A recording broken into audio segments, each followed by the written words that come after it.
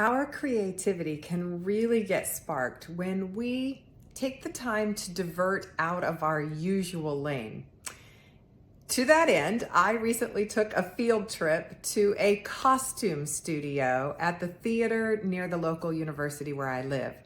Now, costuming has nothing to do with my profession as a communication expert and an educator, but oh my gosh, I learned so much. I mean, first of all, they had these drop down electric cords so that you can move the sewing machines and the irons around and not have a tripping hazard. I'd never thought to use extension cords out of the ceiling instead of from the floor. It just makes me reimagine how we might use space in different places.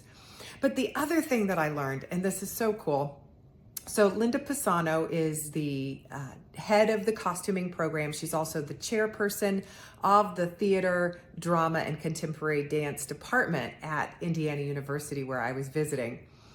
And she was asked, why do these costume designers pay so much attention to these little details that the audience is too far away to even notice? You know, a corset that's under the costume, or a tiny little purple flower in a pocket that the person even on the first row wouldn't be able to see.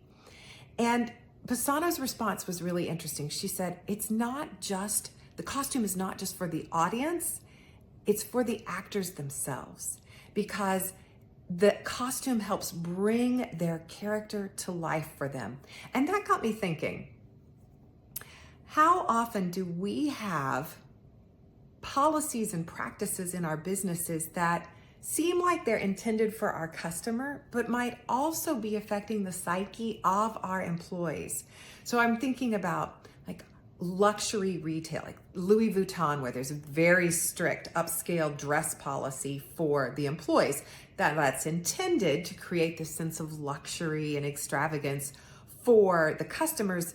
But what might it also communicate to the employees themselves? How does it change their sense of pride for working where they do, or their sense of self about working where they do? Or what about Southwest Airlines, who promotes having fun and being humorous and being playful?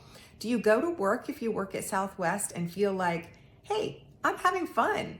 And doesn't that change how we approach our work? So I learned so much by deviating completely out of my normal track. And I'm curious, maybe you can tell me in the comments, where are some places you've been lately, or some activities you've engaged in that helped you feel inspired and creative?